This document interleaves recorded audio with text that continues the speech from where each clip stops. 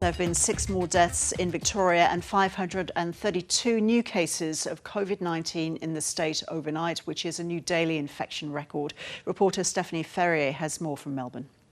There are some pretty grim figures here this afternoon, Ros, with, as you mentioned, 532 new coronavirus cases across Victoria. That is a daily record for the state, and there have also been 6 more deaths. That brings Victoria's death toll now to 77. Now, 5 of those 6 deaths relate to people who were in aged care homes. Now, we have heard that there were 3 men and 3 women who have lost their fight against coronavirus. The women were aged in their 70s and 80s, and the men were aged from their 50s to their 80s. Sorry, the women were up to their 90s as well. But what we have heard is that we still have quite a few people in intensive care as well as in hospital as a result of this second wave of the outbreak. The Premier, Daniel Andrews, was really strong in his messaging again today, saying that there's just been unacceptably high levels of people who continue to go to work even if they have mild symptoms or are starting to feel sick. He said the only thing that you can do is stay at home and get tested as quickly as possible. He said this was particularly the case in the very vulnerable aged care sector as well, with workers who have had some symptoms going into work, and these are the tragic consequences. Let's have a listen to what he had to say. We have too many people who have symptoms and they are going to work. And what that means, even with mask wearing, even with hand hygiene, even with distancing, that is an unacceptable risk in terms of transmitting this virus. That is what is driving these numbers up, and the lockdown will not end until people stop going to work with symptoms and instead go and get tested because they have symptoms. As you said, Stephanie, the situation in the state's aged care facilities is deteriorating. Tell us more about that. Yes, well, we have heard of a number of some of these private aged care homes, which make for very grim statistics as well in terms of the number of cases rising across, including St Basil's aged care in Fawkner in Melbourne's inner north. That's gone up, as well as Estia Healthcare in Ardea in Melbourne's west, just to name a few.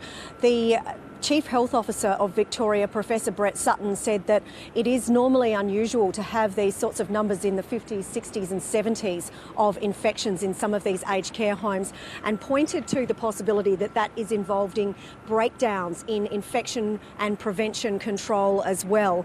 But here, let's have a quick listen to what he had to say about the fact that there are workers, particularly essential workers, who are going to work, and these cases are spilling over into the aged care sector. Let's have a listen.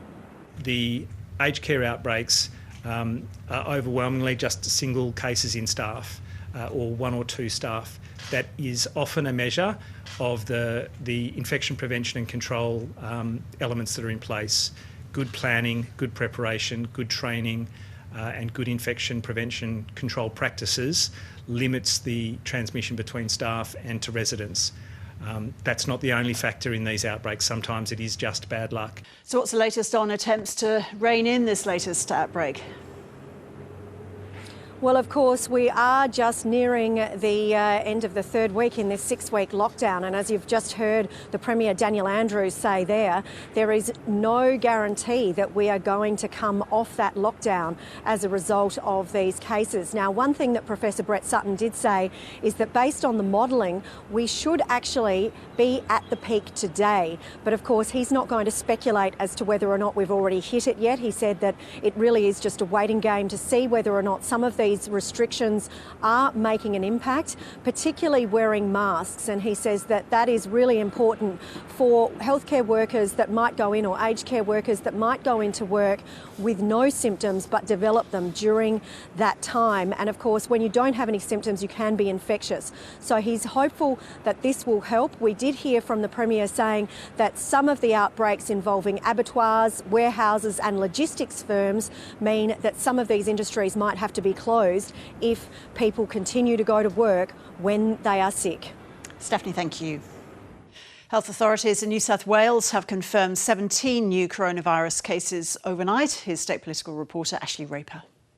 The good news is that the source for most of these new 17 cases have been identified. 8 are in hotel quarantine, 4 are connected to this growing cluster from funeral and church services in south-western Sydney, and that includes a school student who attended a school in south-western Sydney, and that school has been closed today for cleaning. There are also this growing cluster at the Thai Rock restaurant in Wetherall Park. There are 3 new cases connected to that, making that cluster grow to close to 70 cases now, which is quite a large cluster here in New South Wales. Now, what is concerned that another Thai Rock restaurant is under a cloud. This is in Potts Point, so in the inner east here in Sydney. Now, a customer dined there last week that has tested positive for coronavirus, but now a staff member is one new case that has been identified in today's figure. Now, health authorities are trying to work out the source and where that came from. They're not sure if it is connected to the Thai Rock restaurant in Wetherall Park or whether this is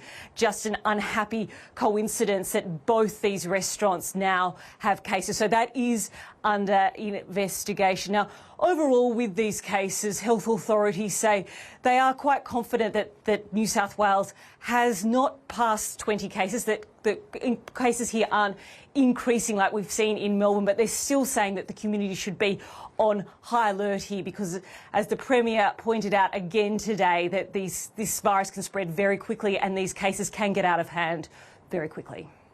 So New South Wales, given the circumstances, is holding the line and doing okay, but we are still on high alert. Dr. Chant and I said a couple of weeks ago that the next month to 6 weeks would be critical, and we're still halfway through that period, and it's really, really important for us to stay vigilant.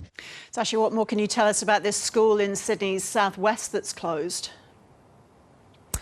Well, this school student attended one of these church and funeral services more than a week ago, and that cluster continues to grow. He did go to school one day when he was infectious, so there is a bit of concern around that, but that school has been shut, intense cleaning, and it'll be interesting to see how the numbers play out and if there are other cases connected, because there has been this ongoing debate throughout coronavirus where the school is a safe place, and we haven't seen huge increase in figures once a student or a teacher has tested positive in that school environment. We haven't seen, a real spread or a cluster develop. So it'll be interesting to see if that continues in this case. But as you can imagine, Ros, health authorities will be watching it very closely. Ashleigh, thank you.